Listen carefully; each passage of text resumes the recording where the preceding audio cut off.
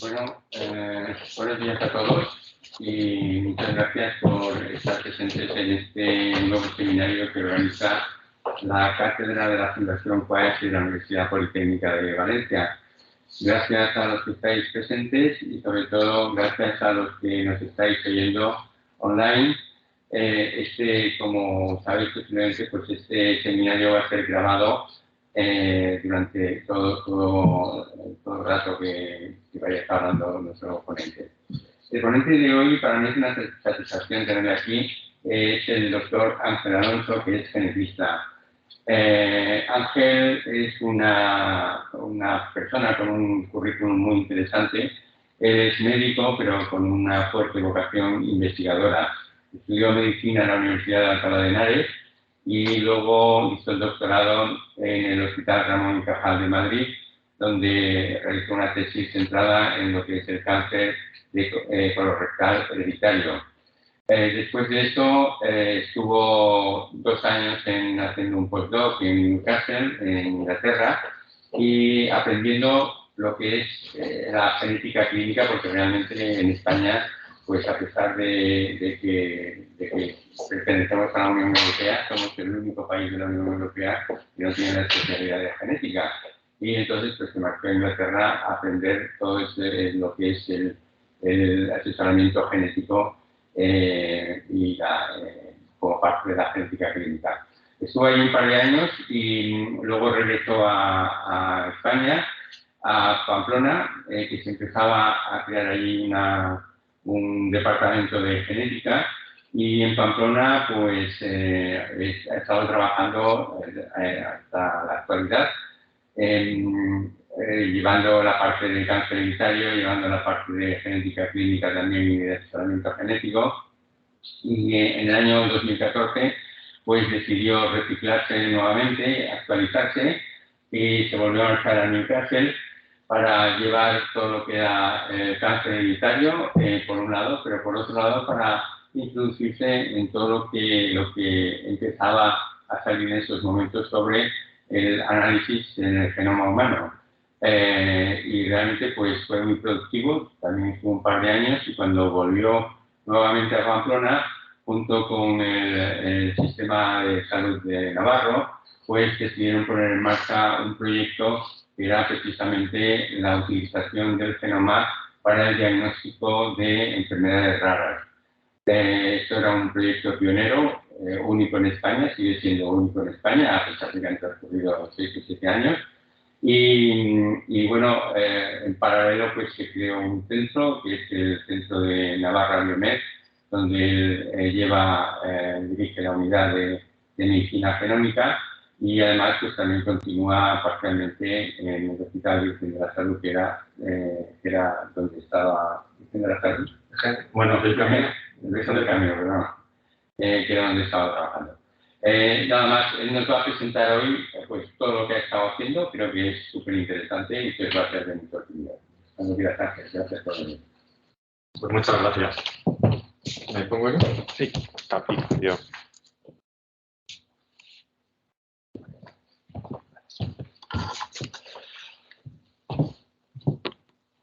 Bueno, pues muchas gracias a Javier por la generosa introducción que me ha hecho, a la Fundación CUAES y a la Cátedra de la Universidad Politécnica por esta invitación y por esta oportunidad de contaros un poco nuestra experiencia, que Javier la ha introducido un poco con un programa que llamamos NAGEN, que no es muy original, significa Genomas de Navarra o Navarra Genómica, en el cual nos planteamos cómo llevar el uso del genoma clínico a la cabecera de los pacientes y para qué podía venirnos. Entonces,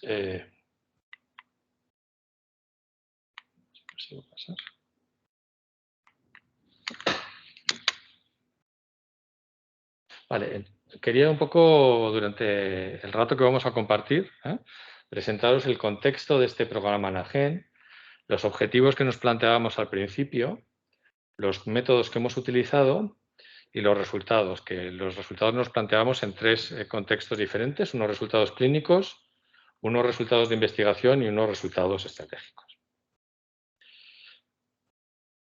Entonces, el contexto, bueno, pues situaros atrás, en el año 2012, y estas caras que ahora son menos famosas, en aquella época era lo más, y hacían apariciones públicas apoyando una nueva industria, una nueva revolución, un nuevo potencial de desarrollo económico basado en la medicina genómica.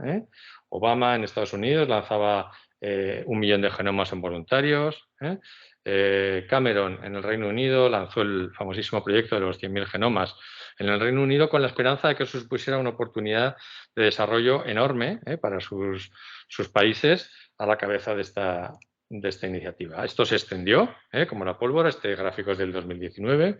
Y aquí tenéis pues, iniciativas nacionales de genómica aplicada a grandes poblaciones, que era la que actualizaban en esta publicación del año 2019. La Unión Europea no se quedaba atrás, por supuesto, y ya veis que en el año 2016 ya contaba con una inversión de 1,4 billones de euros en medicina personalizada, y a partir de aquí esto ha ido creciendo. Se han lanzado la iniciativa, la Declaración Europea para la Conversión de 1 millón de genomas y muchas otras iniciativas que van dando contexto a todo esto. La iniciativa de 1 millón de genomas, como conocéis, lo que pretende es conseguir el acceso a al menos 1 millón de genomas de ciudadanos europeos secuenciados para el año 2022. Está planteada en 2 hitos, 500.000 genomas, en principio sin datos clínicos, de ciudadanos anónimos de biobancos, y a continuación, que estamos trabajando en ello, 500.000 genomas de pacientes acoplados con sus datos clínicos, que es lo que realmente tiene un interés de cara a aprender más sobre la salud y cómo podemos utilizar esta ciencia para mejorar la salud de todos. Quizá uno de los primeros impactos de para qué vale el genoma en medicina y lo que fue una piedra de toque es la historia de estos dos gemelos, estos niños recién nacidos, en una pareja de gemelos que nacieron, fueron diagnosticados con un parto gemelar duro de una complicación, una parálisis cerebral, continuaron su evolución, no mejoraban claramente, y a alguien a la edad de 5 años le ocurrió hacerle un test genético descubriendo que lo que tenían, varias docenas de test genéticos, hasta que descubrieron que tenían una enfermedad común que se llama distonía sensible a la L-dopa, que con la adición de una medicina muy común, semejante a la que se utiliza en el Parkinson, mejoraban espectacularmente su tratamiento. Los niños evolucionaron de esos 5 años y a los 11 empeoraron bruscamente con insuficiencia respiratoria y una pérdida de funciones neurológicas. El padre, en aquel momento un ejecutivo de Life Technologies, presionó a su compañía para obtener un nuevo estudio genético más amplio y se decidió ampliar, estudiar el genoma de los dos niños, llegando al hallazgo de una segunda alteración genética en un gen responsable de la sepiapterina, del receptor de sepiapterina. Sí, gracias. Me voy a quitar la mascarilla, que igual es más cómodo, con el permiso de los presentes. Un segundo gen es la sepiapterina, que es el encargado de metabolizar tanto la dopamina como la serotonina. Como los niños ya estaban tomando un precursor de la dopamina, que era la L-dopa, se añadió este segundo fármaco, un precursor de la serotonina, mejorando espectacularmente, saliendo de su insuficiencia respiratoria que les tenía en la UCI en aquel momento y adquiriendo todas las funciones hasta que aquí los veis a los 13 años, absolutamente sanos y curados de todas sus dolencias. Entonces, claro, esto fue, citar que el currículum de los niños en cuanto a pruebas diagnósticas era muy caro. Aquí tenéis pues, solamente lo que hacía referencia a pruebas genéticas. Habían gastado cerca de 3.000 libras en investigaciones sin haber llegado a un diagnóstico de lo que les ocurría.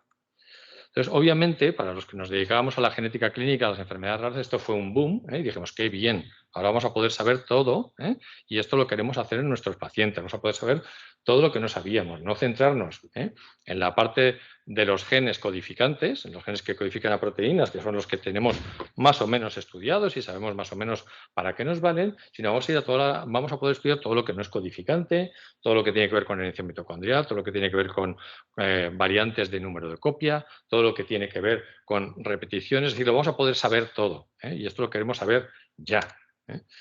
Entonces, pensábamos en esa maravillosa aplicación de la medicina para diagnosticar enfermedades de causa genética, para caracterizar qué riesgo tengo yo y qué enfermedades me esperan en el futuro, para ver cómo voy a relacionar con los fármacos, para ver qué riesgo tienen mis hijos de tener una enfermedad genética en el futuro Y también para ver si caigo enfermo, qué tipo o qué estrato de enfermedad tengo para personalizar ese tratamiento al grupo concreto de enfermedades que yo tengo. Pero claro, esto no era tan fácil y requiere un desarrollo tecnológico adecuado. En primer lugar, el proyecto del genoma humano, sabéis que transcurrió durante 3 años, terminando, entre comillas, en el 2003. La primera propuesta del genoma humano había llevado la friolera de 13 años hacerlo, con 80 universidades diferentes, costó 3.000 millones de dólares hacerlo, y nos valió para saber que había alteraciones genéticas, había 3 millones de variantes de diferencia entre cada uno de los que estamos aquí sentados hoy. Esto era un primer hallazgo y nos decía, bueno, pues vamos bien. Pero claro, hacía falta no tardar 13 años ni gastar 3.000 millones de dólares en secuenciar el genoma de una persona. Y en nuestro auxilio vino la revolución tecnológica, sobre todo la tecnología de la secuenciación de nueva generación, que fue capaz de disminuir el coste y el tiempo de análisis de un genoma humano, pues desde esos 13 años hasta unas pocas horas, de esos 3.000 millones de dólares a menos de 1.000 euros en la actualidad. Entonces, está ya aquí, esto lo podemos utilizar. Pero bueno, lo podemos utilizar, pero todavía nos hacían falta determinados desarrollos, ¿no? Como digo, toda esta ingente cantidad de datos, 3.000 millones de elementos variables. Estamos hablando más o menos de un puzzle del tamaño de piezas convencional de 10 veces la extensión de la ciudad de Pamplona, repetido por 10 y todas esas piezas juntas. Eso es lo que nos da un aparato de secuenciación con respecto al genoma humano.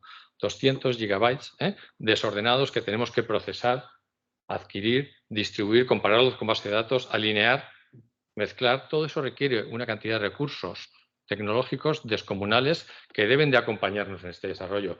Y, por supuesto, tenemos que ir a otra capacidad de comprender las cosas. Ya no es que yo, con mi conocimiento biológico, sea capaz de decir un gen produce una proteína, luego si no produce esa proteína preveo esta enfermedad o preveo este efecto. No, en la interacción de todos esos genes, de esos 6.000 genes que podemos pensar, que tienen relación con patología humana, requiere de una aproximación de ciencia de datos y de inteligencia artificial que también estamos en el contexto actual de poderlo ofrecer. Entonces, teníamos un poco el contexto adecuado. ¿Y cuáles fueron nuestros objetivos cuando nos planteábamos este programa NAGEN? Bueno, pues nuestros objetivos, teníamos un objetivo general que era traer esto a la cabecera de los pacientes de nuestra comunidad, desde donde estuviera, desde los centros tecnológicos más avanzados, que en aquella época solamente existían unos pocos, hasta la cabecera de nuestros pacientes, utilizando a nuestros médicos. Y para ello, el primer proyecto que propusimos estudiaba 1.000 pacientes con enfermedades raras y sus familiares que habían pasado a través de la odisea diagnóstica que pasan los pacientes con enfermedades raras de un médico a otro médico, de un especialista, un test genético, sin haber hallado el diagnóstico. Es decir, eran pacientes especialmente difíciles que no se habían podido diagnosticar. Como objetivos específicos, bueno, pues nos centramos en 3 áreas. Desarrollar a nivel sanitario, ¿no? Pues tener servicios de genómica de última generación para nuestros pacientes, introducir circuitos clínicos adecuados para soportar todo este estudio, identificar alteraciones genómicas de alto impacto y también proveer la formación y la especialización de unos profesionales que en aquel momento pues, eran un poco desconocedores de las técnicas, ¿no? Un segundo bloque de objetivos hacen referencia a la investigación. Queríamos traer esta tecnología de secuenciación cerca de nuestros grupos de investigación, enseñarles cómo hacerlo y implementar nuevas unidades transversales, como la de medicina genómica y bioinformática, que apoyaran este desarrollo. Queríamos caracterizar científicamente nuevos genes y también facilitar la interacción con otros grupos de investigación de dentro y de fuera de nuestras fronteras.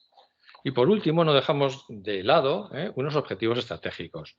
Veníamos antes comentando que nuestras iniciativas las ha financiado siempre el Departamento de Industria de nuestro gobierno y, por tanto, buscábamos trasladar un conocimiento a la investigación a nuestra región para producir una nueva prestación tecnológica de vanguardia, posicionar a nuestra comunidad a la cabeza del territorio nacional en esta nueva industria que todo el mundo anunciaba como revolucionaria y interaccionar con empresas que pudieran tener un interés en desarrollar esto en nuestro entorno y fuera de él. Entonces, ¿qué métodos utilizamos para hacer esto que parece explicado? Igual os he convencido de que era algo bonito, interesante para hacer, pero no era nada fácil. Lo primero, tuvimos que hacernos cuenta de que había millones de barreras a nuestro alrededor que nos impedían hacerlos. No era posible. No teníamos tecnología, no teníamos secuenciadores de alta capacidad, no teníamos capacidad de análisis bioinformático, no teníamos una evidencia clínica de que esto iba a ser útil a nuestros pacientes. No teníamos infraestructuras de las tecnologías de la información y la comunicación, ni capacidad de almacenar toda esa información, ni capacidad de procesarla. No teníamos un link con la historia clínica de nuestros pacientes.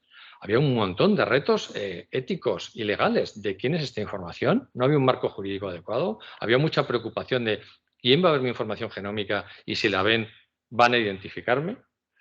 Los profesionales no estaban formados y encima, cuando un profesional médico no está formado, es resistente al cambio. Dice, no, como yo lo hago es la manera adecuada y no quiero hacer. Entonces, tampoco una información pública, el público en general no tenía ni idea de secuenciar el genoma de una persona para uso clínico, para qué iba a valer.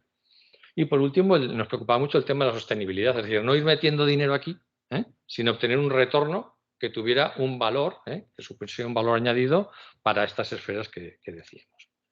Entonces, algunas de las acciones claves, os las voy a repasar con vosotros en este momento.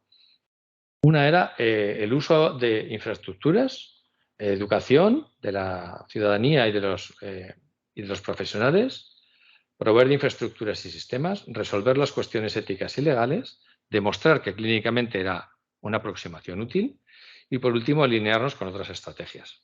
Voy a revisar un poco algunas de ellas, por lo menos. En cuanto al uso optimizado de infraestructuras, utilizamos, en primer lugar, infraestructuras de secuenciación de alta capacidad, que en aquel momento la más capaz que teníamos era la situada en el Centro Nacional de Análisis Genómicos en Barcelona, que era una de las 3 plataformas internacionales europeas que en aquel momento proveían estos servicios, y también nos apoyamos en la plataforma bioinformática del ciber de enfermedades raras, que en aquel momento estaba ubicada los profesionales estaban ubicados en la Fundación Progreso y Salud de Andalucía. Para contar con ellos, pues nos planteamos este proyecto en 3 fases. En una primera fase, digamos, siempre teníamos la secuenciación externalizada al CENAC, pero el análisis bioinformático fue progresivamente migrando desde el CENAC y el ciber de enfermedades raras de la Fundación Progreso y Salud hasta nuestras facilidades, adquiriendo cada vez y aprendiendo con los expertos cómo facilitar esta tarea y este trabajo.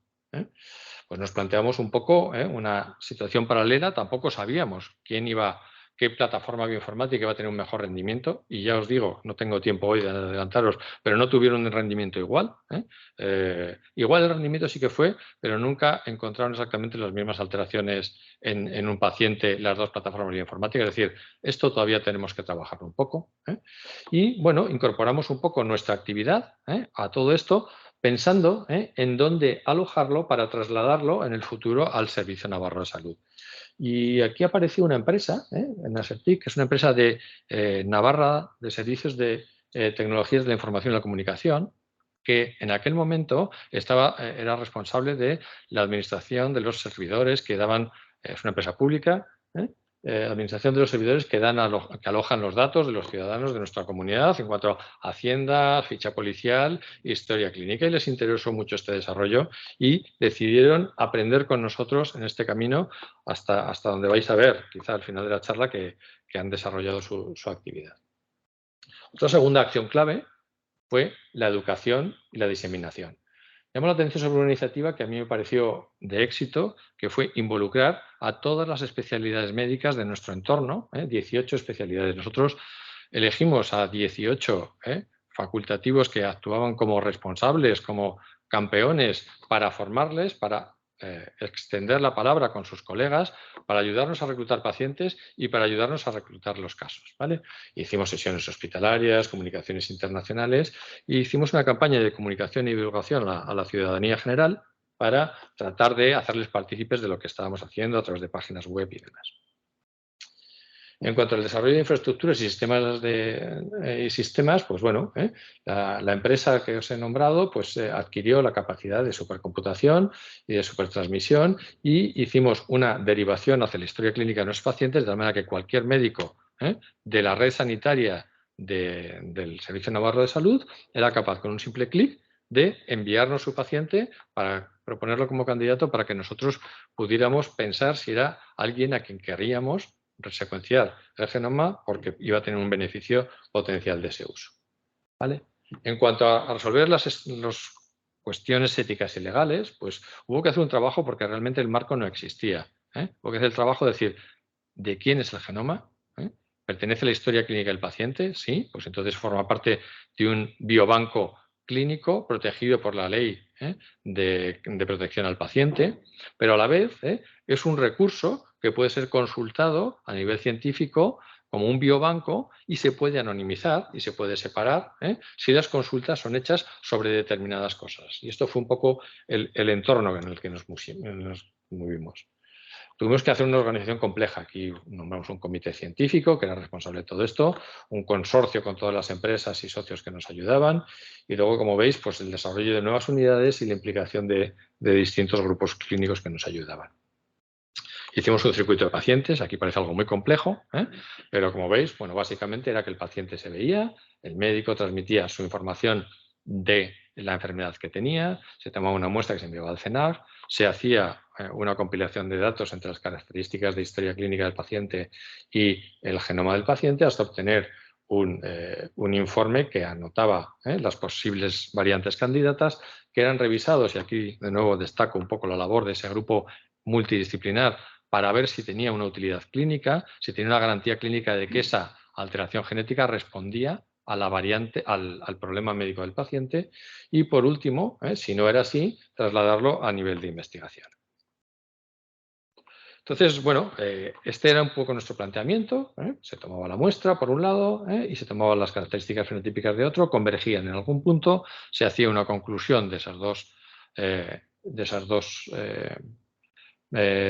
tipos de información y si eran suficientes se transmitía al paciente. Nos centramos en dos grupos de variantes. Los hallazgos pertinentes, es decir, aquellos que respondían a aquella enfermedad que el paciente no tenía pero nunca jamás se le había podido diagnosticar, y algo que tenía interés, que eran los hallazgos secundarios. Los hallazgos pertinentes los dividimos en los resultados que eran diagnósticos, aquellos que daban un diagnóstico establecido del paciente sin ningún tipo de duda, es decir, que era seguro que el paciente tenía enfermedad, y si no alcanzaba el nivel suficiente de relevancia clínica o de seguridad clínica, esto lo llamamos variante candidata y estaba sujeto a investigación posterior. También quisimos saber un poco sobre los hallazgos secundarios. ¿Qué variantes había en el genoma de las personas que decían que iban a tener una enfermedad en el futuro o que iban a tener un riesgo de tener un problema en su descendencia o que hacían que reaccionaran de una manera inadecuada a las dosis y los fármacos estándar por una variante genética que tenían en su genoma? Y aquí llegamos un poco al apartado de resultados, que voy a dividirlo en tres partes. Unos resultados clínicos, unos resultados de investigación y unos resultados estratégicos. En cuanto a los resultados clínicos, de una manera global, este primer proyecto, este proyecto NAGEN 1000 que le llamamos, pues nos permitió ir analizando pacientes y, como veis, alcanzamos un ratio de diagnóstico de un 36% de diagnósticos en los pacientes que habíamos visto, con la poca experiencia que teníamos nosotros, con médicos estándar, de especialistas de nuestro entorno sanitario y con pacientes especialmente difíciles que no habían sido podido diagnosticar a lo largo de años y años de exclusión. Y, como veis, había otros hallazgos de esos strong, es decir, de variantes candidatas que nosotros pensábamos que era el motivo de reclutamiento, pero que no teníamos la base científica, a lo mejor no existía, para alcanzar la evidencia clínica suficiente en aquel momento, y otras variantes mild. También llamo vuestra atención un poco sobre los hallazgos secundarios. En el gráfico de barras de la izquierda os muestra que esto es el consentimiento que dieron los pacientes cuando se les ofreció si querían saber estos diagnósticos y, como veis, todos, prácticamente todos, cerca del 90%, teniendo en cuenta que había menores y que eran sus padres los que daban el consentimiento, quisieron saber estos diagnósticos. Y encontramos pues hasta que un 3% de nuestra población tenían una condicionante de su salud que iba a afectar gravemente a su salud en el futuro, y que una intervención médica podía alterar cómo iba a ocurrir esa enfermedad en el futuro. Estoy hablando fundamentalmente de variantes predisponentes a cáncer o variantes predisponentes a eventos cardiovasculares severos. Entonces, una intervención médica en un momento anterior evita que esos pacientes vayan ahí. Y un 3% de ellos, de los participantes, tenían una alteración de este tipo y no lo sabían. También tenían un riesgo reproductivo, variantes de un riesgo reproductivo de un 4% en su descendencia, y todos, absolutamente todos, tenían al menos una, y creo recordar que un promedio de 3,5 variantes farmacogenéticas que hacían que si estos pacientes recibían algún fármaco de la lista en las que tenían una variante farmacogenética, fueran a reaccionar de una manera inadecuada, que la dosis para ellos habría que subirla, bajarla, cambiar de medicamento o incluso que fueran a tener una reacción adversa a un fármaco severo que les podía llevar a la UCI y una complicación posterior. Y el 100%, es decir, todos los que estamos aquí y los que están conectados online, tenemos de media 3-4 variantes de este tipo en nuestro genoma que están ahí esperando a que tomemos o no tomemos esa medicación para dar la cara. En cuanto a los diagnósticos pertinentes, bueno, pues es una lista, diagnosticamos más de 100 familias y algunas tan raras, que eran 2-3 casos en el mundo, algunas asociadas a genes que no habían sido asociados con patología humana hasta el momento, y muchas de ellas en las cuales no estaban ubicadas en una posición genómica que no estaba vista antes, no tenía ni RS ni estaba codificado previamente. El tiempo al diagnóstico es algo muy importante en enfermedades de este tipo. Aquí tenéis lo que habían estado esperando nuestros pacientes antes de tener un diagnóstico de media. Veis aquí que los niños y los adultos jóvenes habían estado cerca de 15 años esperando tener un diagnóstico y la tercera edad ya habían estado un poco menos porque era una enfermedad de inicio en edad adulta. Con esta técnica el tiempo al diagnóstico nuestro fue de 4 meses. ¿Y por qué? En aquel momento era el diseño de nuestro proyecto. Imaginaros un poco, ponerse en la cabeza de estas familias lo que para ellos significa obtener este cambio tan grande en tan poco tiempo. Y esto se puede medir en dinero, se puede medir en euros. Los pacientes que nosotros teníamos habían pasado por solo en técnicas genéticas, en diagnósticos genéticos, pruebas de arrays, genes únicos, paneles dirigidos, exomas. Había pasado por un promedio de gasto de unos 3.000 euros por paciente antes de entrar a nuestro proyecto. Y, bueno, estimando un poco la aproximación que constituiría aproximarnos a 1.000 pacientes con enfermedades raras, directamente a través del estudio de un genoma completo o por una ruta tradicional, ve un médico, luego otro, estimamos que esta aproximación de estudiar directamente con un genoma completo reduciría el costo por diagnóstico a menos de una cuarta parte de nuestra experiencia.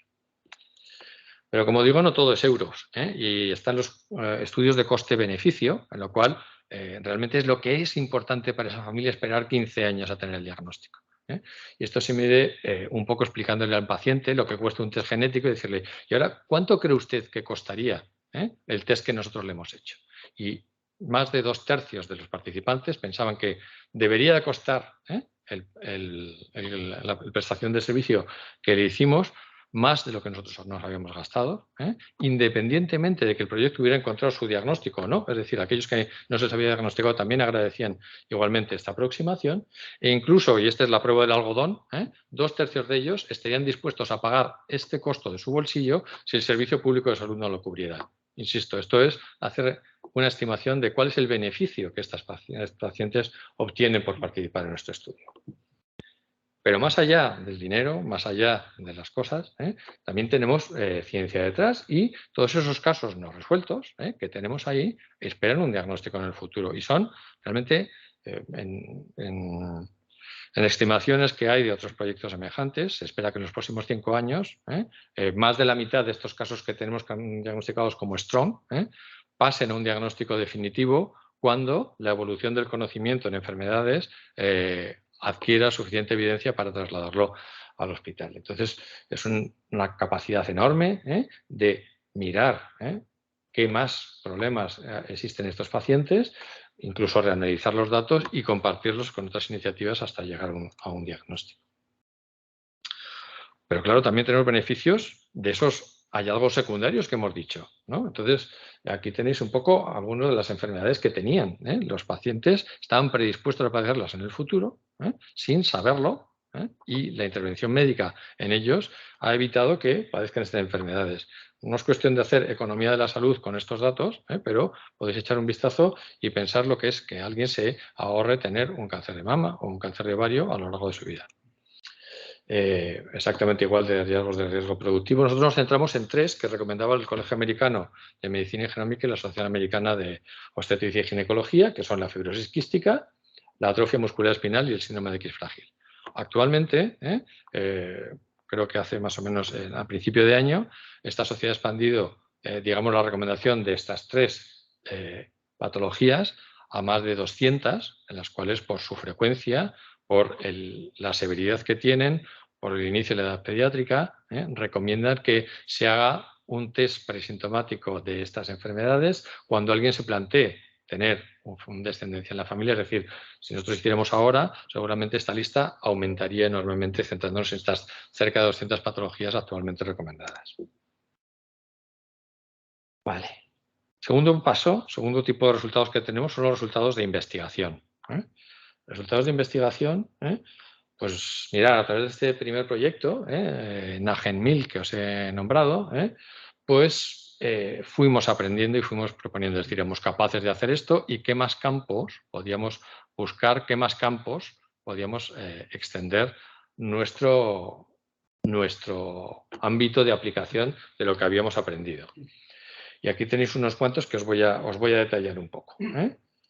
El primero fue Pharmanagen, que básicamente lo que quisimos fue explorar esos hallazgos farmacogenéticos que tenía cada uno de los pacientes. Esto es un gráfico en el cual tenemos los 19 farmacogenes con una evidencia clínica demostrada que existe una relación entre tener una alteración en estos genes y metabolizar de una manera inadecuada determinado fármaco. Y como veis aquí, pues todos esos variantes rojas, variantes azules que tenéis, indican alertas de tener que modificar la prescripción de cada uno de los pacientes. Y como veis, cada columna es un paciente y como veis hay más de una por paciente. ¿Vale?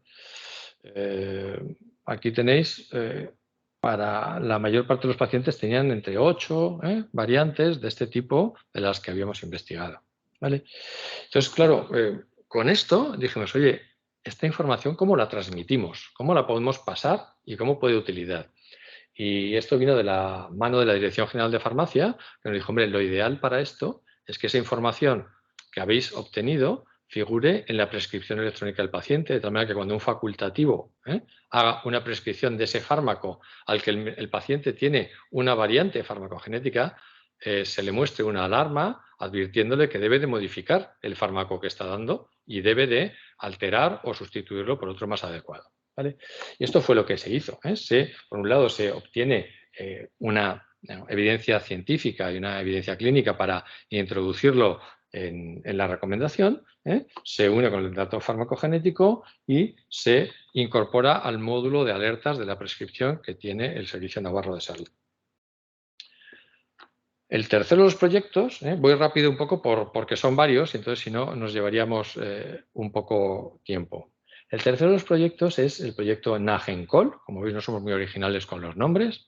Aquí a este le pusimos el COL de colesterol y nos basamos en pacientes con hipercolesterolemia familiar, que como sabéis es una enfermedad que inicia por un aumento del colesterol excesivo y acaba en eventos cardiovasculares muy adversos a una edad precoz. Un 50% de ellos acaban teniendo un infarto o una angina menores de los 50 años. Entonces, la base genética es compleja. Nos movíamos un poco del mundo de las enfermedades raras, que era base monogénica, un gen, una enfermedad, a empezar a entrar en las bases poligénicas, es decir, varios genes condicionan entre ellos una interacción y producen o no producen una enfermedad.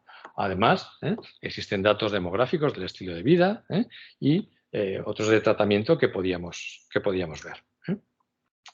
Bien, entonces los resultados del análisis del genoma completo en nuestros pacientes nos indican que muchos de ellos tienen esa alteración monogénica, es decir, de alto riesgo, de alta penetrancia, y cuando se tiene esa alteración monogénica se padece un colesterol alto, Se identificaron variantes en los genes que le conocían y algunos otros que ya no estaba tan claro que estuvieran previamente relacionados con la hipercolesterolemia familiar, parte de la investigación que se hizo, y también se estimó que el score de riesgo poligénico para esta enfermedad era alto en muchos de los pacientes que tenían una historia familiar y personal de hipercolesterolemia familiar y que no tenían una alteración monogénica. De tal manera que esta aproximación de estudio de genoma completo pues resolvió, digamos, 2/3 partes de los pacientes con hipercolesterolemia familiar que habíamos visto en nuestra dosis. Además, añadido, como estos pacientes están tratados con estatina, llevaba un estudio farmacogenético asociado que indicaba cuál era el mejor tratamiento para ellos dentro del contexto. Y por ende, que no está aquí representado, había una parte en colaboración con la Universidad Pública de Navarra de manejo y aproximación de ciencia de datos, integrando todas las variantes clínicas, todas las variantes epidemiológicas, hasta conseguir, digamos, una aproximación global, holística, al paciente con aumento del colesterol. El cuarto proyecto lo llamamos NAGEN Pediatris, que era secuenciación avanzada en pediatría. Y básicamente, mirar, aquí nos planeamos decir, bueno, esto que hemos visto con las enfermedades raras está muy bien, tenemos una capacidad de diagnóstico muy grande, pero claro, cuando nos planteamos en 5 meses darle un diagnóstico a un paciente, nos quedamos limitados a un contexto muy concreto, que son pacientes crónicos con enfermedades raras. ¿Y si lo llevamos a los hospitales, a las plantas de los hospitales? Claro, para esto teníamos que cambiar y para eso tenemos que haber hecho una trayectoria previa. Y nos planteamos hacerlo en 15 días, conseguir darle el diagnóstico a niños ingresados en la UCI pediátrica o en la UCI neonatal en un tiempo que fuera con una acción clínica recomendable. Es decir, que al pediatra que tenía aquel niño ingresado y no sabía realmente qué problema tenía, facilitarle una información del genoma completo del niño y de sus padres que le permitiera cambiar el manejo de ese niño. Estos son unos datos preliminares porque es un proyecto que empezó el año pasado y como veis, pues en los pacientes de UCI y de planta pues conseguían un índice diagnóstico de un 36%. Vuelvo a decir, son niños ingresados en una situación aguda que el pediatra no tiene ni la menor idea de cómo resolver ese niño y que necesita un apoyo. Y en un 36% de los casos se le ofreció un diagnóstico que mejoró y le dio una herramienta de cómo poder tratar al niño o, en algunos casos, lamentablemente, decirle que no había una herramienta para poder tratar a ese niño y evitar esas medidas de intervención excesivas que ese niño no necesitaba en ese momento, o esa colección y batería de pruebas de diagnósticas que no iban a llevar a ningún resultado adecuado. También hemos añadido una parte de todos los de cribado neonatal que salen positivos. Aquí veo que hay un solo caso, creo que ha habido 2, no somos una comunidad pequeña, pero los 2 casos de cribado neonatal metabólicos se han podido diagnosticar rápidamente con su causa genómica en un tiempo que, como veis ahí abajo, está dentro de lo que nos marcábamos. En menos de 20 días de promedio se le está dando este resultado a estos niños. Y el último que hemos estado planteando es en la GenMX, que aquí nos pensábamos cómo trasladar esto ya no a los hospitales, sino al territorio de la salud pública y al cribado poblacional que está en manos de los institutos de salud pública. Entonces, bueno, nos pensábamos qué hay en el genoma de una persona que nos pueda ayudar para estandarizar cómo vamos a cribar. Nos centramos en el cáncer de mama en concreto. Sabéis que el cáncer de mama actualmente en los sistemas públicos se hace de una manera estandarizada y que el único criterio de entrada, o casi el único, es la edad de comienzo. De tal manera que todas las señoras de más de X años, en mi comunidad son 45 años, se les invita a participar y se le hace una mamografía para tratar de diagnosticar si tiene un tumor previamente a tener la enfermedad o no. Claro, en este mundo tecnológico que hemos visto antes, no parece una aproximación muy adecuada pensar en la edad, en la fecha de nacimiento que pone el DNI de alguien para decir qué tipo de prueba necesita. A lo mejor nos estamos adelantando y le estamos haciendo muchas mamografías que la señora no necesita, o nos estamos retrasando, nos estamos dejando de diagnosticar unas pruebas, o las estamos haciendo en un periodo de tiempo que no es el adecuado, o muy frecuentemente o poco frecuentemente.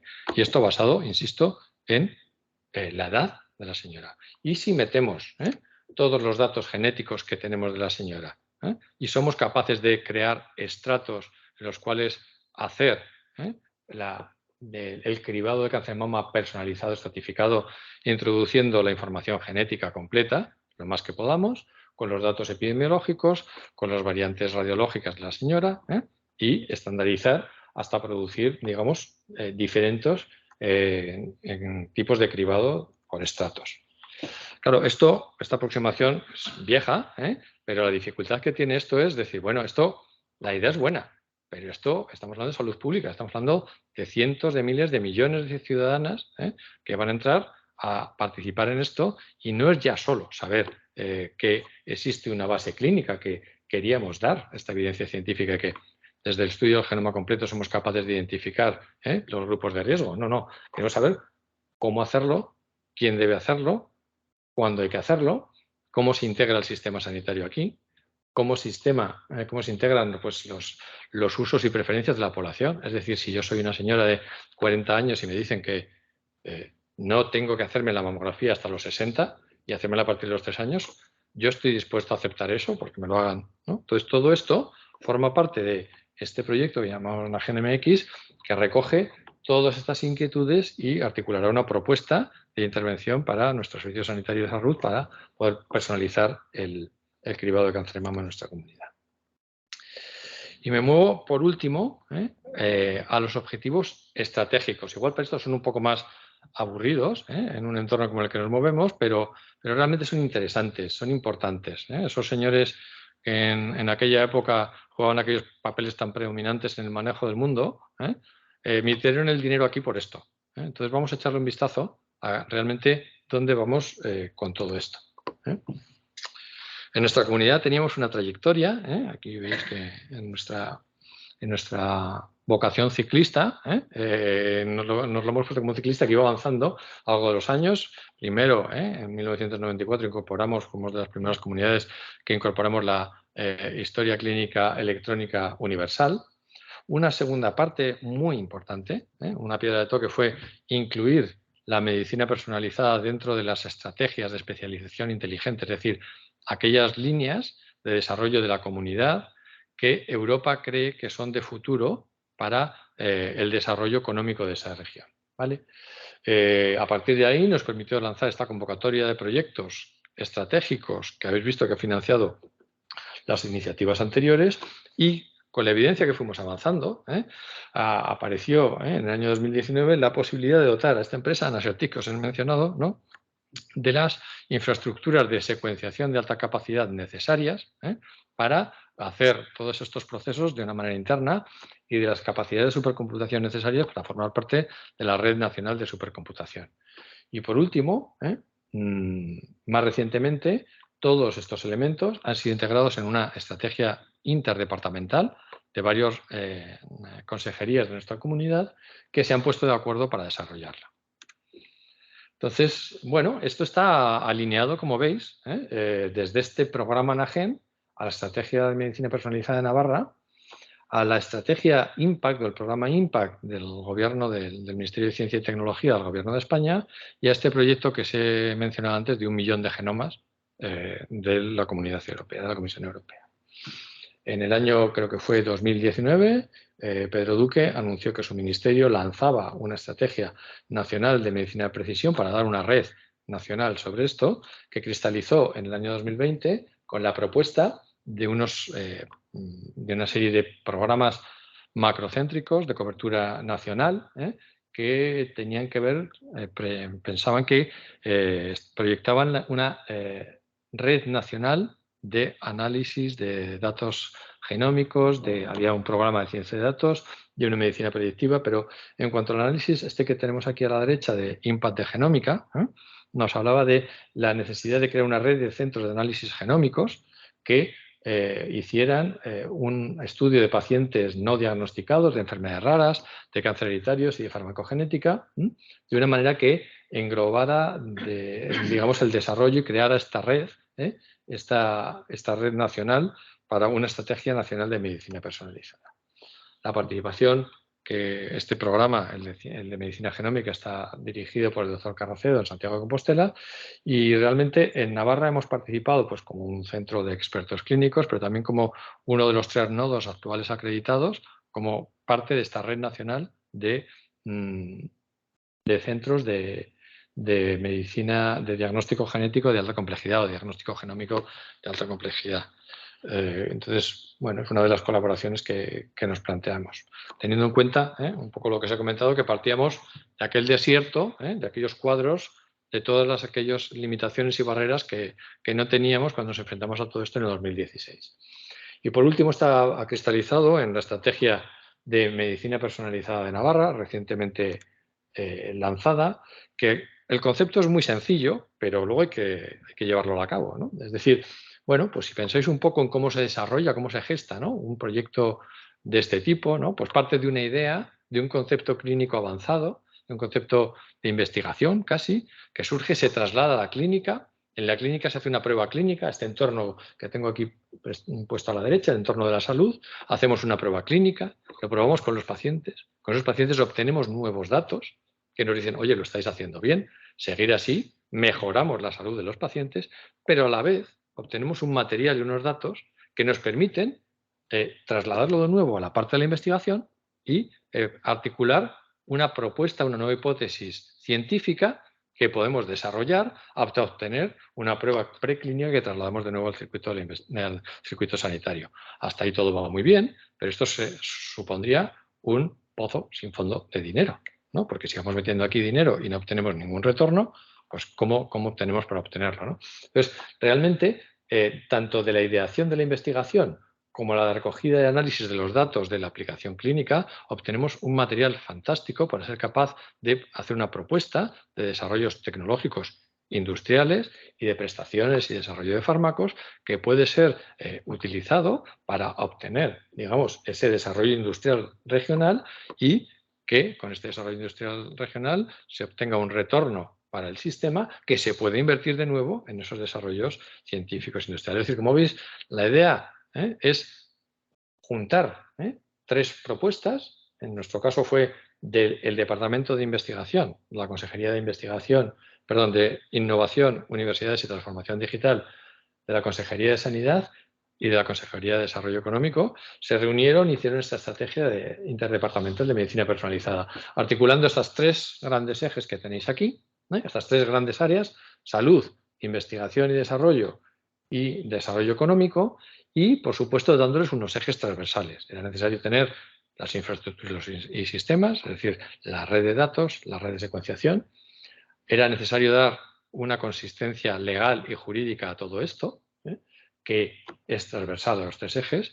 Es necesario formar, tanto desde el punto de vista de la universidad, pregrado, como la formación sanitaria especializada, como incluso la formación profesional, para dotar de perfiles profesionales a todo esto.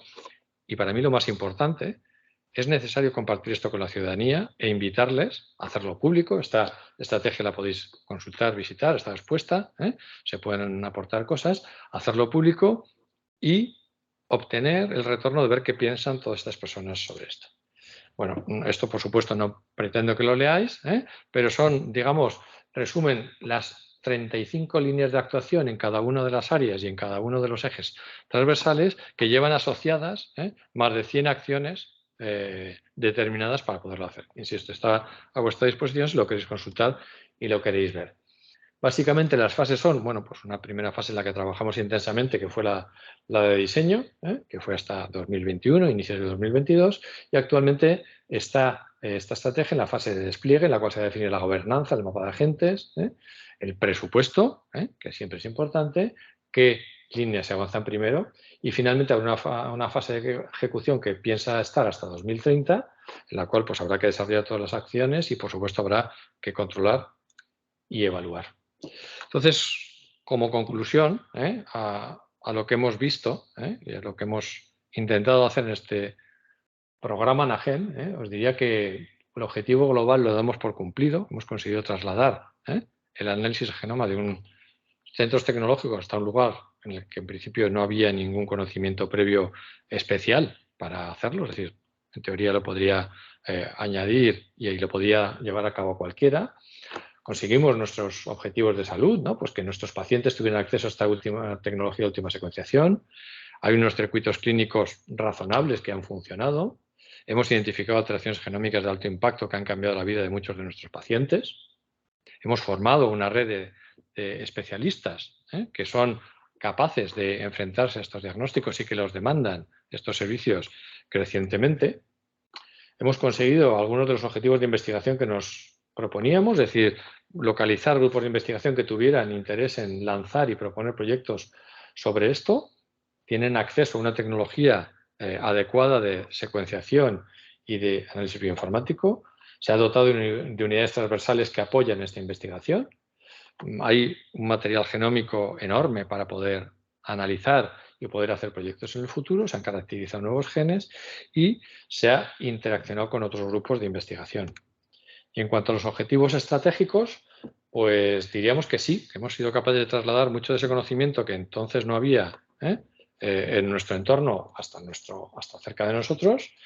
Se ha desarrollado una nueva tecnología de vanguardia que antes no existía. Hemos posicionado a nuestra comunidad como una de las pioneras en este campo a nivel nacional. Y por último, se han creado empresas tractoras e interesadas en desarrollar todo esto a nivel nacional. Pero todo esto, que son objetivos muy importantes y nos llevan a esa famosa medicina personalizada de la que hablamos. Yo, como ha explicado Javier, soy médico y como médico siempre pienso en lo que piensa una persona cuando habla de la medicina personalizada y que hay más personal que la atención de un paciente, una persona a otra persona haciéndola única. Entonces, todo esto lo único que pretende es dar el apoyo y la evidencia suficiente al médico y al paciente, darle las herramientas para poderle dar la mejor asistencia sanitaria que ese paciente necesita en ese momento delicado para él y trasladársela a través de una persona que es capaz de empatizar y transmitírsela adecuadamente. Y me gusta siempre nombrar, ya tiene unos cuantos años, ya lo voy utilizando bastante, ¿no? Una anécdota que publicó el New England Journal of Medicine, que es la revista, digamos, médica por excelencia, ¿no? Que se llamaba El nombre del perro, como veis aquí, que cuenta la historia de un paciente que ingresaba y era recibido por un residente muy destacado, muy brillante, que le hacía todo tipo de pruebas y los ponía científicamente ante un foro clínico de todo su hospital, con gran despliegue de medios y de detalles, y entonces nombraba, dentro del interrogatorio del paciente, nombraba que tenía un perro. Uno de los adjuntos más viejos del lugar le preguntó cuál es el nombre del perro. Claro, el residente absolutamente desconcertado dijo, eso es irrelevante. No, no es irrelevante. Si no lo has apuntado, bien, pero si no sabes el nombre del perro de ese señor, no has empatizado suficientemente con ese paciente y no has llegado al nivel de interrogatorio personalizado que el diagnóstico de ese paciente requiere. Volvieron, preguntaron al paciente cuál era el nombre del perro y a partir de ahí descubrieron una historia mucho más larga que les llevó a un diagnóstico mucho más acertado y a un tratamiento y una rehabilitación del paciente como queremos. Esa es la medicina personalizada que queremos, la basada en la tecnología, la basada en el conocimiento médico, pero la que está transmitida de persona a persona. Y bueno, simplemente dar un poco las gracias. A la izquierda tenéis un poco los investigadores principales de los proyectos que os he mostrado, las personas que formamos la unidad de medicina genómica, que tenéis aquí un poco en el centro, con la persona, la consejera genética que llevó a cabo fundamentalmente la labor de gestión, que es Sara Pasalodo, en este proyecto que he presentado en AGENMIL. A los colaboradores de las otras unidades de bioinformática, CENAC, NASERTIR, la Universidad Pública de Navarra, a los financiadores, por supuesto, pero sobre todo, los cuadros de arriba son los más importantes, a los pacientes y a los familiares y a los profesionales sanitarios que fueron los que fueron capaces de trasladar todo lo que hicimos a la cabecera de los pacientes, que es donde debe estar. Y pues nada más, muchas gracias. Bien, pues muchas gracias, Ángel. Muchas gracias por presentarnos todo este tremendo trabajo que ha realizado a lo largo de estos años, que es realmente impresionante. No sé, bueno, antes de empezar con el turno de preguntas, me gustaría recordar a todos los que estáis conectados online que podéis hacer las preguntas a través del chat y automáticamente las iremos comentando, ¿no? Y mientras vais escribiendo todas las inquietudes que tengáis, No sé si alguien de la sala querrá hacer algún comentario o tiene alguna pregunta. Yo sí. David. Bueno, muchas gracias por la presentación, Ángel, que me parece un proyecto muy chulo, muy interesante y yo también quiero, ¿no? Es decir, ¿a qué distancia estamos de que esto se traslade al resto de comunidades o cómo estamos en otras comunidades o que se traslade a toda España? Vaya. Bueno, pues yo diría que estamos ya, ¿no? Ese proyecto que he mencionado brevemente, porque no era, digamos, de nuestro grupo, sino que participamos con entusiasmo y cariño, que es el del Impact de Medicina Genómica del profesor Carracedo, pretende un poco trasladar a los distintos entornos sanitarios que tenemos, que son 17 diferentes, y adaptar todo esto para empezar a lanzarlo a través de una red de centros nacionales que puedan brindarles el apoyo suficiente para hacerlo. Pero yo creo que, bueno, de hecho, en esta comunidad existe una participación activa en este programa de Impact y va a haber un grupo importante de pacientes que van a beneficiarse de la posibilidad de ser diagnosticados a través de técnicas de este tipo. Y entiendo que se empieza por un conjunto de pacientes con ciertas características, ¿no? Enfermedades raras o... ¿Se piensa trasladar esto a la población en general de forma sistemática a todo el mundo? ¿O esto sería completamente inviable? Sí, sin duda. Sí, mi pregunta muy personal, mi respuesta muy personal, absolutamente sí. Lo que pasa es que, obviamente, las aplicaciones, yo os he mostrado aquí, me parece que han sido 5 posibles aplicaciones. Hemos hablado de hipercolesterolemia, hemos hablado de farmacogenética, hemos hablado incluso de trasladarlo al cribado poblacional, pero existen iniciativas de cribado neonatal, es decir, que todos los niños cuando nazcan tengan su genoma hecho. Existen varias propuestas internacionales y mundiales. Esto tiene su posibilidad de desarrollo, pero sí, definitivamente sí. Es decir, no cabe duda de que de aquí a unos años esto será una herramienta más de nuestra atención sanitaria. Yo creo que existe la visión de que para 2025 solo en hospitales en la Comisión, en los países de la Comunidad Europea, habrá más de 5 millones de prestaciones de solicitudes de genomas clínicos en entorno hospitalario. Entonces, pero ¿por qué no? O sea, es cuestión de... O sea, los números económicos cuadran bien y es cuestión de que las personas que toman las decisiones encuentren y tengan tiempo de revisar esos números y estar viendo que realmente estás adelantando gasto para una mejor atención sanitaria en el futuro. Bueno, Ángel, yo no soy tan optimista como tú, pero bueno, teniendo en cuenta que Pedro Duque dijo en el 2019 que se iba a poner en marcha, que estamos en el 2022 y que lo que hay es una infraestructura, digamos, de relacionarse de coordinador, patatín, patatán, pero que no hay dinero puesto.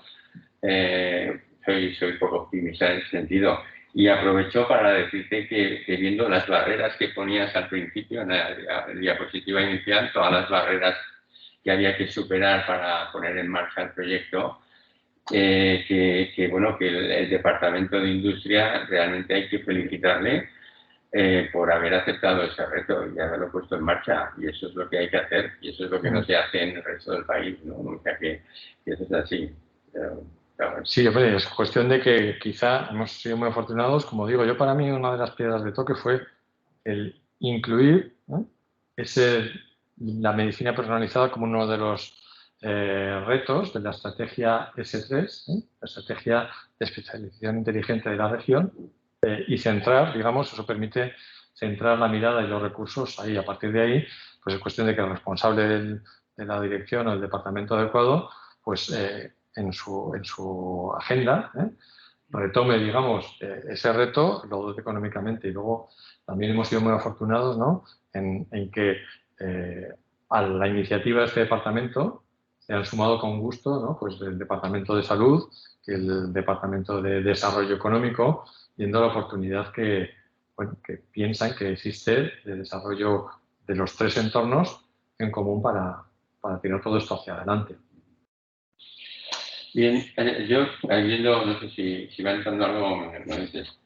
Yendo un poco más a aspectos técnicos y demás, me sorprende ese 36% de diagnósticos extras que habéis hecho de pacientes con enfermedades raras. Me parece una cifra muy alta, comparando a lo mejor con otros estudios comparativos entre lo que se gana al hacer un exoma y un genoma y demás, ¿no?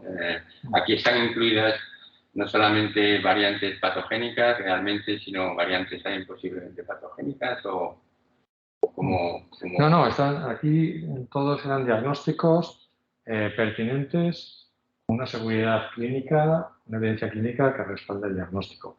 Quizá sí que tienes razón en que nosotros no hicimos el requisito de que nuestros pacientes tuvieran un exoma clínico previo a entrar en el proyecto. Pero sí que tenían, digamos, una batería de pruebas de genéticas estándar adecuadas para la patología para la cual se les proponía, ¿no? Es decir, si había pues, una propuesta de una enfermedad determinada, pues tanto el estudio monogénico como el estudio por paneles dirigido, adecuado para buscar para diagnosticar. Quizá son unos datos que están, pues, si comparas por ejemplo con el 12.000 genomas, o comparas con el americano de las enfermedades raras no diagnosticadas, quizá están parecidos o incluso mejor, y quizá, quiero pensar que es que nuestro entorno de salud igual no era tan especializado y que nosotros, en nuestro entorno de atención especializada, no tenemos esa experiencia para haber sido capaz de diagnosticar todos los pacientes, sospechar clínicamente los pacientes previamente. Quizá esa sea una de las explicaciones, porque, como digo, ha habido diagnósticos absolutamente espectaculares, absolutamente de llenar varios seminarios con uno de estos diagnósticos, pero ha habido otros muy comunes. Ha habido diagnósticos realmente que en un entorno clínico, como genetista clínico, podrían haber entrado en la sospecha habitual de un genetista y haber hecho la aproximación diagnóstica por ella. Entonces, quizá ese alto índice diagnóstico refleja un poco la situación de que no habían pasado por estos grupos de expertos que han pasado en otros, este filtro de grupos de expertos que habían pasado en otros proyectos previos.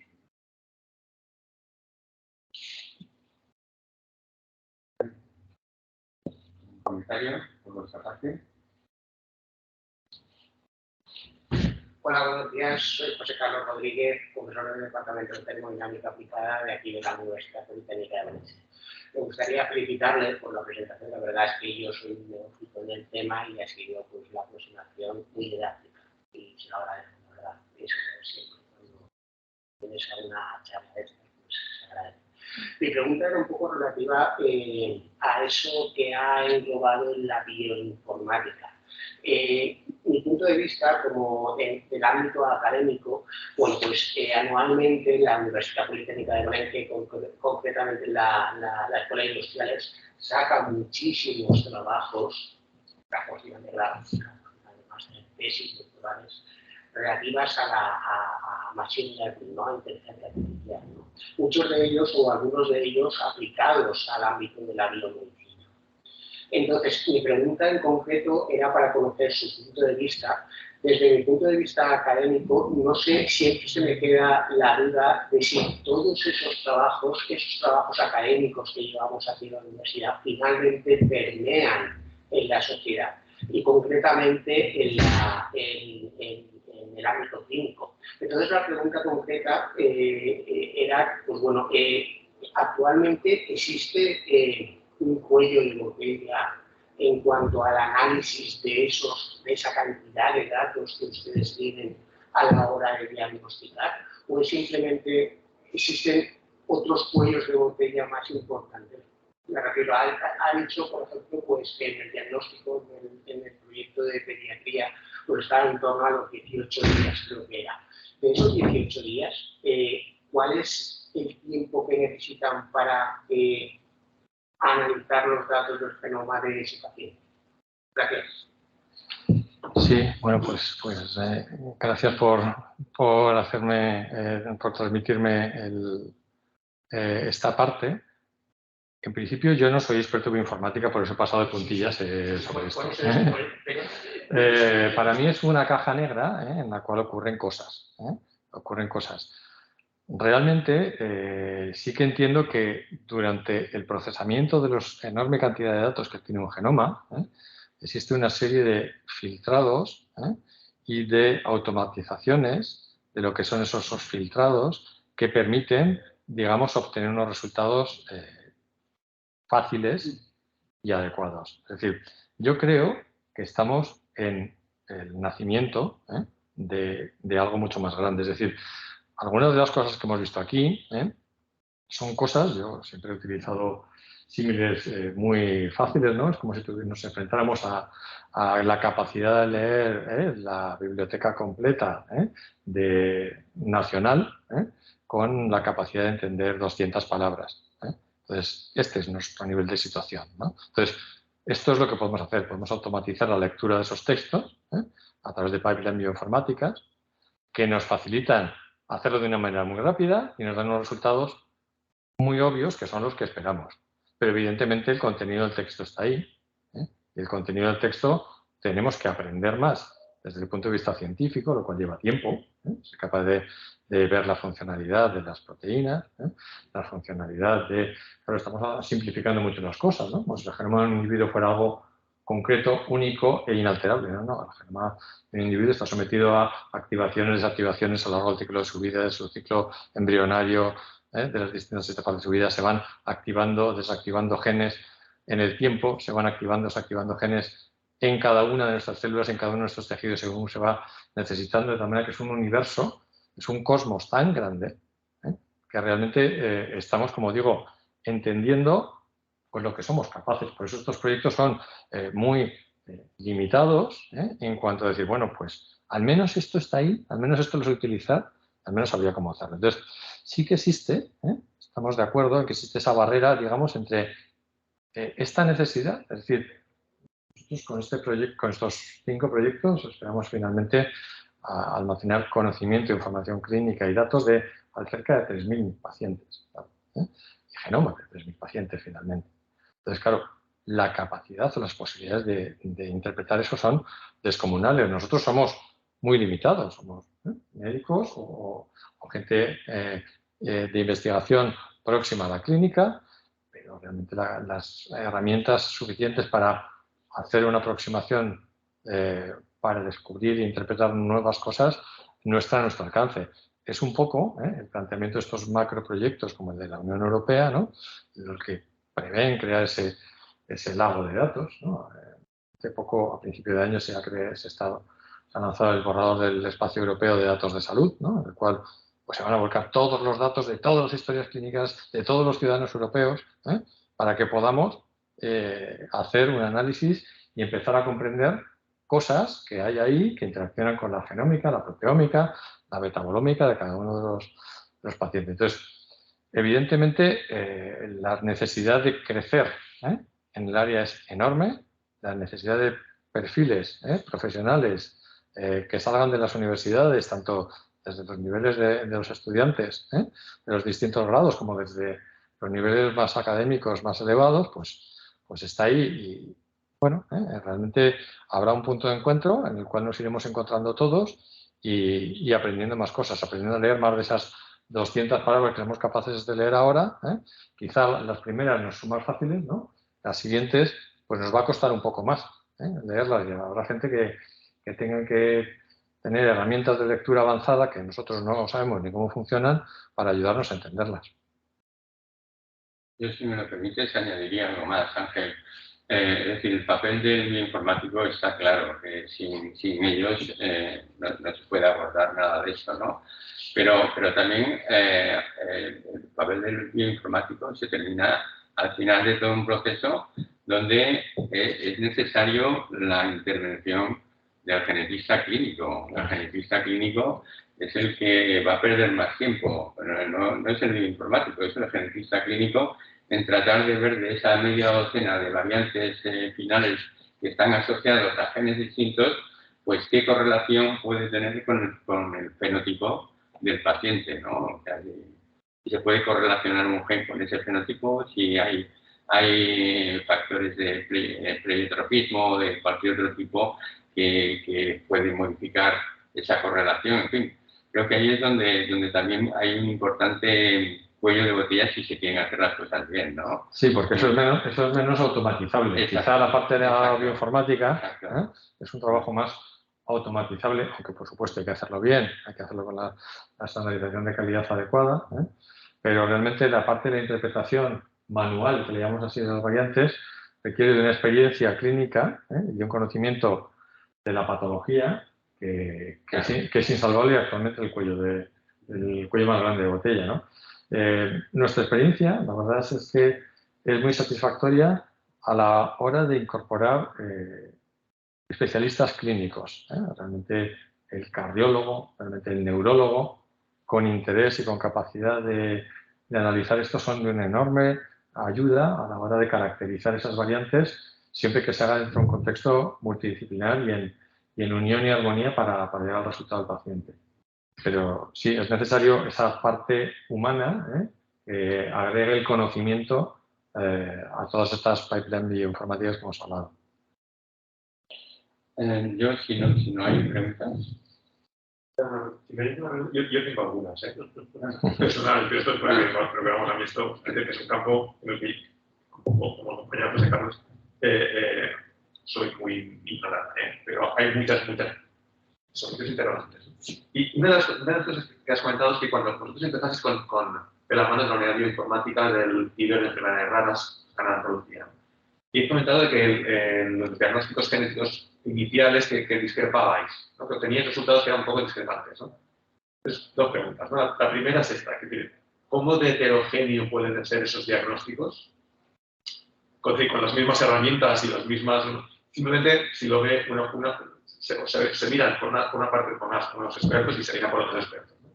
Y la segunda pregunta es filosófica, que es... hay una parte, no quiero ser agorero, no es por ser agorero, ¿no? Pero a mí lo que me da un poco de miedo es la falta de formación que tenemos los humanos frente a una herramienta tecnológica de este estilo, muy parecido a lo que es la inteligencia artificial, ¿no? Y me refiero a que te puedan decir que tienes una enfermedad terminal o que tu hijo que acaba de nacer no va a llegar a los 10 años, eso puede generar, bueno, de hecho, puede generar trastornos y yo creo que se nos escapan de las manos, ¿no? Entonces, filosóficamente, ahí hay unos limitantes éticos o hay unos problemas éticos y morales que, más allá de qué se hace con el genoma, dónde se almacena y quién tiene acceso, ¿vale? Más allá de todo el tema de empresas de seguros de vida y yo si quieres que te firme un seguro de vida para préstamo hipotecario, déjame ver tu genoma y a ver qué me dice, ¿no? Más allá de eso, es la parte de, como humanos, el enfrentarnos a una información que muchas veces la ignorancia es muy bonita, ¿no? Esto es lo que siempre se ha dicho, la ignorancia es muy bonita, pero es que el conocimiento puede ser muy cruel. Entonces, esa aproximación filosófica, y ahora que se van a quitar la filosofía en secundaria, en bachillerato, me preocupa más todavía. Estamos perdiendo esa parte de enfoque de este tipo de herramientas como ser humano. ¿Hay algo por ahí? Sí, te entiendo. Y además, yo creo que es una preocupación que compartimos muchas personas. Con respecto a la primera parte, sí, he comentado que teníamos ciertas discrepancias en cuanto a los diagnósticos. Esos cerca de 100 diagnósticos que conseguimos, los hicimos, digamos, partiendo de dos pipelines de análisis bioinformáticos diferentes, de los mismos datos crudos y datos fenotípicos. Se procesaban por dos centros diferentes, la Fundación Progreso y Salud de Andalucía, que dirige Joaquín Dopazo, que conoces bien, y el Centro Nacional de Análisis Genómico de Barcelona, que tiene su propio equipo bioinformático. Y curiosamente, no todos los diagnósticos los encontraron los dos centros. No fueron propuestos como posibles diagnósticos por los dos centros, lo cual a nosotros nos hace pensar que convivir con dos herramientas bioinformáticas diferentes que corren en paralelo puede ser una aproximación que nos permita luego tener, digamos, más posibilidades de variantes candidatas para evaluar. Esto me une un poco con la segunda parte, ¿no? Es decir, quiero dejar claro que cuando nosotros decimos una variante que es un diagnóstico pertinente, lo es. Es decir, existen unos niveles de acreditación clínica de cuándo tú estás seguro de que una variante es responsable de la enfermedad. Existen diferentes escalas en cuanto a la patogenicidad de la variante y en cuanto a la relación de esa alteración de ese gen con la patología que tiene el paciente, y si no cumple los máximos niveles de escala, no se incluye como variante pertinente, ¿vale? Pero estoy totalmente de acuerdo que lejos de estas escalas que nos permiten movernos en territorios cómodos, bueno, pues vamos a evaluar, como comentabas, media docena de variantes, las evaluamos, las clasificamos y decimos, oye, nivel de patogenicidad altísimo, nivel de relación con enfermedad altísimo, nivel de evidencia de acción clínica, está. Muy bien, hasta ahí las sociedades médicas van respaldándonos. Pero claro, cuando tú piensas en introducir otras herramientas, las herramientas de inteligencia artificial, algoritmos complicados, el médico consulta, ¿cuál es el riesgo de esta señora de tener cáncer de mama? Eso entra en un algoritmo, que es una caja negra, que ha programado a alguien y que le dice, está en el estrato 2. ¿Vale?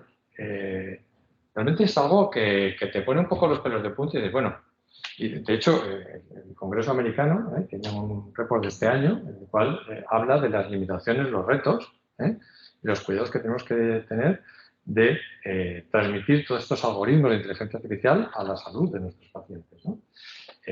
¿Quién es el responsable si eso falla? ¿El médico? ¿El médico que entra allí aquel algoritmo y se lo pasa al paciente? Si hay un fallo, ¿quién paga? Esto es una tecnología sanitaria de diagnóstico.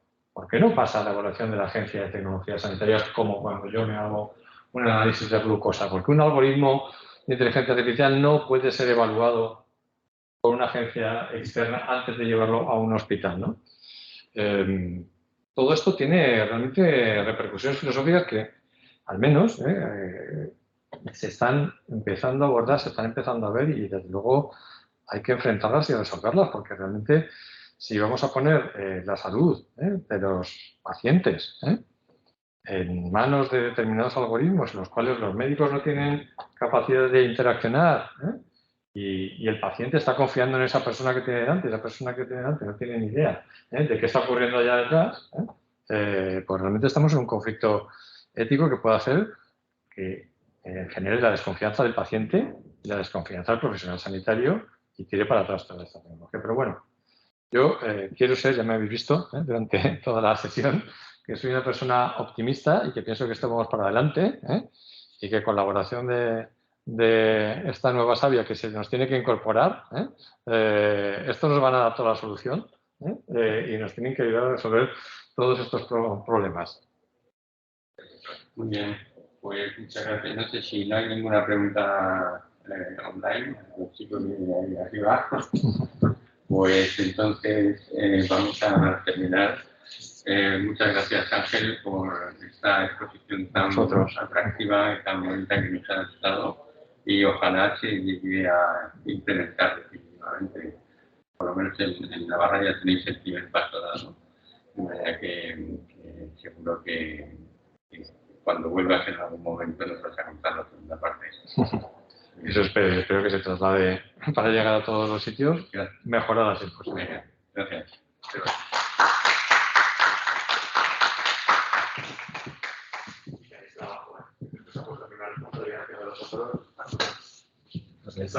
Y tenéis empleo, Y tenéis empleo, He visto a la chica, voy a parar, muy cierta, que estaba en la que estuvo en el programa de biodensidad. María, sí, muy bien. Es la responsable, bueno, la que, aunque yo investigador clínico, que es el responsable del colesterol, ella la que se queda en adelante, la conseguí una beca de la Caixa y